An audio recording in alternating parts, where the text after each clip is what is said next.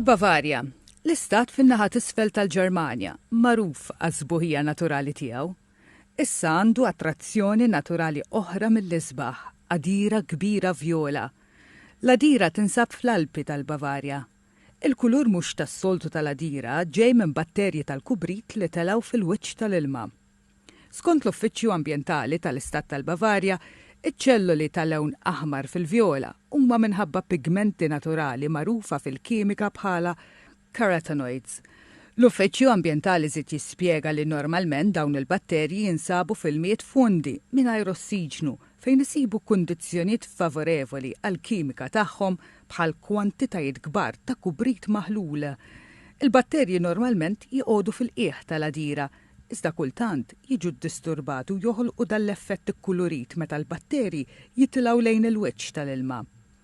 Madankollu ħafna viżitaturi ftit li xejn jinteresshom mix-xjenza wara din l-attrazzjoni naturali temporanja u jmorru jarawha beħġarhom propju minħabba l-ispettaklu kulurit li toffri. Ja, also ich wollte das auch mal sehen, weil ich habe sowas noch nie erfahren und ich finde es erstaunlich, was die Natur so alles macht. Bakterien, ne? Also ich hätte gedacht, da hat jemand Farbe reingeschüttet. Aber ist wirklich interessant. Also so fürs Auge wirkt es von verschiedenen Stellen doch schon sehr, sehr schön. Ne? Wie jetzt zum Beispiel, ja, ist richtig lilafarben. Ne? Dazu kommt noch die Spiegelung, das ist dann schon sehenswert, hat es gelohnt. Ja, das sieht halt ungewöhnlich aus. Da fragt man sich erstmal, ob das, wenn man es in der Zeitung sieht, irgendwie eine Fotomontage ist oder sowas. Aber darunter war ja dann die Erklärung, dass das von den Purpurbakterien kommt. Und ja, umso überraschender ist es, denke, das sieht man nicht allzu oft. Nee, ich habe es noch nie gesehen. Ich finde es ehrlich total cool. Ich finde, es sieht aus, wie wenn so ein Farbeimer ausgekippt wäre, voller lila Farbe einfach. Und ich habe das tatsächlich schon vor Jahren mal gelesen, dass es sowas hier gibt, aber ja, noch nie gesehen. Und als wir das gelesen haben in der Zeitung, sind wir gleich hergekommen. Ich finde es phänomenal. Ich habe auch sowas noch nie gesehen. Nur einmal am Strand, da war halt so ein lila Sand. Aber sonst war es noch nie so. Eventualment, il-batterji jerġgħu jinżlu fil-qiegħ tal-għadira u sakemm jagħmlu dan, il-viżitaturi jistgħu josservaw din l-attrazzjoni b'moħħhom mistrieħ għaliex il-gassijiet tal-batterji huma perikolużi biss f'ambjent magħluq. Din l-istess għadira kienet bidlet il-kulur vjola d-darba fl-2020 u darbohra fl-2021. Now we're getting our full view of the Soyuz descending under its chute. The heat shield has been jettisoned. L-astronauta tan-NASA, Laura O'Hara, il-kosmonauta ta' Roscosmos, Oleg Novitsky, u l-parteċipanta fit-titjira spazjali mill-Belarusja, Marina Vasilevskaja, niżlu fid-dinja fil-Kazakistan għawien u sħaħ abbord kapsula spazjali Russa Soyuz MS-24. And there's the video on the front screen of the Russian Mission Control Center of the Soyuz under its main chute, and that white vapor that you see is the combination of hydrogen peroxide and oxygen being vented from the life support system tank. That is nominal. Ir-Russu Oleg Novitsky u Marina Vasilevskaja mill-Belarusja vjaġġaw lejn l-Istazzjoni Internazzjonali tal-Ispazju x-xahar li għadda abbord vettura spazjali Russa Soyuz. Magħhom telet l-Amerikana Tracy Dyson li għada fl-Istazzjoni Internazzjonali tal-Ispazju. Lura fid-dinja ma' Novitsky u Vasilevskaja niżlet ukoll l-astronawta Amerikana Laura O'Hara li kien ilha fl-Istazzjoni Internazzjonali tal-Ispazju minn Settembru li għadda. And we have touchdown. Touchdown at 2:17 a.m. Central Time, 3:17 a.m. Eastern Time, 12:17 p.m. at the landing site. Laurel O'Hara back on terra firma after 204 days in space. L-astronauti nħarġu mill-kapsula u sarulhom eżamijiet mediċi wara li rritornaw mill-Istazzjoni Internazzjonali tal-Ispazju. L-ispazju huwa wieħed mill-aħħar ftit oqsma li fihom l-Istati Uniti u r-Russja baqgħu jikkollaboraw flimkien minkejja li r-relazzjoni bejn iż-żewġ pajjiżi ħadet daqqa ta' ħarta kbira riżultat tal-gwerra fl-Ukrajna. Il-President tal-Botswana għeddet li jibgħat mal-20,000 iljun fant lill-Ġermanja wara kwistjoni diplomatika fuq il-konservazzjoni ta' dawn l-annimali. Aktar kmieni din is-sena l-Ministeru għall-Ambjent tal-Ġermanja issuġġerixxa li għandu jkun hemm limiti aktar stretti fuq l-importazzjoni ta' trofej magħmula minn annimali li jiġu kkaċċjati. Il-President tal-Botswana, Mokgweetsi Masisi, qal lill-midja Ġermaniżi li dan iwassal biex jiftaqar il-poplu tal-Botswana. Żied li l-popolazzjoni tal-iljunfanti splodiet riżultat tal-isforzi ta' konservazzjoni u għalhekk bil-kaċċa in-numru jiġi kontrollat. Għalli l-Ġermaniżi għandhom jgħixu flimkien ma' dawn l-annimali kif qed jgħidu lill poplu tal-Botswana li għandu jagħmel. Fil-Botswana tgħix terz tal-popolazzjoni tal-iljunfanti fid-dinja li jfisser aktar minn 130,000 iljunfant li ammontaw għal ħafna aktar minn kemm għandu spazju għalihom il-pajjiż. L-awtoritajiet tal-pajjiż qalu li l-merħliet tal-iljunfanti qed jagħmlu ħsara lill-proprjetà, jieklu l-ġuħ tar-raba u jafġu lir-residenti.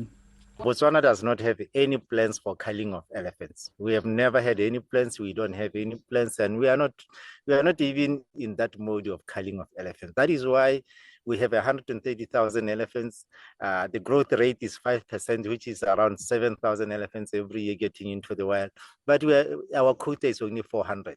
That's very small compared to what we have in the growth rate. So even if we were to take 400 elephants, it wouldn't make any dent in the population.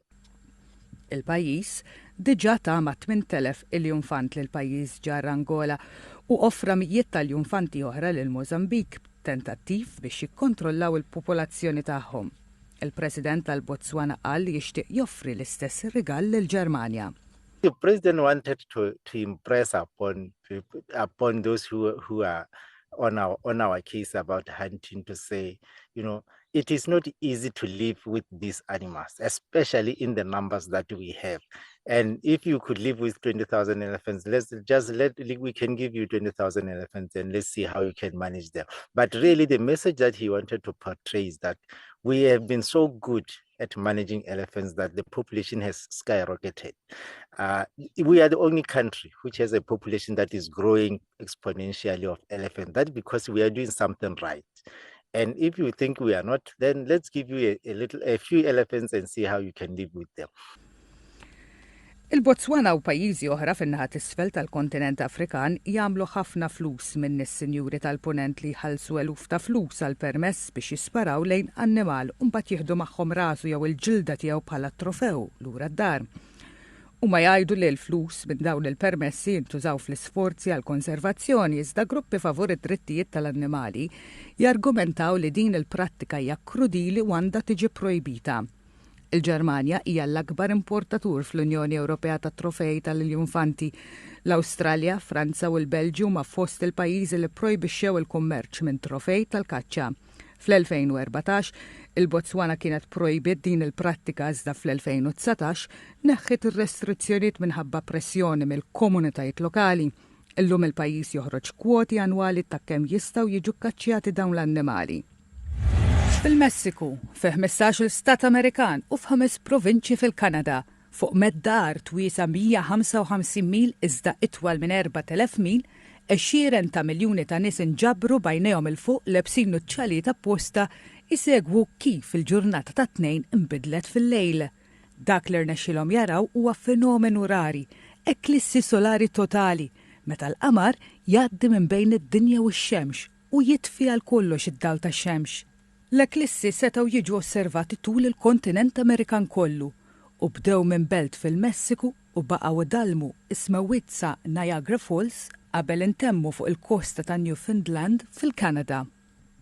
L-ewwel li bdew l-eklissi kienu f'Mazatlan fil-Messiku fuq il-kosta tal-punent tal-pajjiż għal ħabta tal-11 u 7 minuti ta' filgħodu ħin lokali. L-ewwel it-tarf tal-qamar derimis lix-xemx u mbagħad bil-mod beda jattiha. Sakemm id-dawl inbidel fid-dlam ħlief għal ċirku rqiq ta' dija mad-dawra tal-qamar magħruf bħala l-effett korona tax-xemx. Eluf ta' mil il-bod f'Dallas f'Texas minkejja li kien hemm xi sħab li temporanjament kien qed jaħbi l-eklissi l-effett inħass xorta meta l-qamarat tal-kollox ix-xemx. Waqgħet dalma f'salt, l-annimali waqfu u t-temp kesaħ. Malli x-xemx reġgħet bdiet tinkixef, reġgħu bdew iwersqu l-wriesa u l-asafar reġgħu bdew ipespsu. Għal ħafna nies din kienet l-ewwel darba li esperjenzaw l-eklissi solari totali u għalhekk kienu emozzjonati ħafna. L-aħħar darba li n-nies setgħu jaraw l-eklissi solari totali minn Arlington, Texas, kien aktar minn 145 sena ilu. Oh my God, it was really amazing. It was an experience I've never felt before. When it got totally dark, I literally was like screaming the whole time. I actually cried a little tear or two because it was like overwhelming. It was an amazing experience.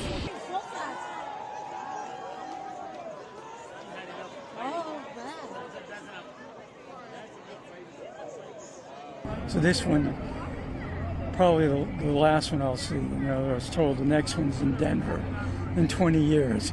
We'll see if I'm still around. Minkejja li l-maġġoranza ta' għajnejn in-nies kienu l-fuq passiġġieri abbord ajruplan tal-linja tal-Ajru Delta raw l-eklissi solari b'mod uniku.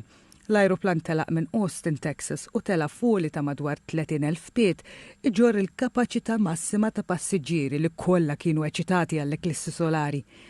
It-tempu sħab ma affettwax il-veduda li kellhom dawn in-nies li wkoll kienu lebsin nuċċalijiet protettivi u kull ma rridu jagħmlu biex jaraw l-eklissi u li jittawlu mit-tieqa tal-ajruplan. Absolutely amazing. The best flight I've ever taken with Delta. It was incredible. Got to see the wonderful, beautiful eclipse. I got to see the moment of totality. Incredible.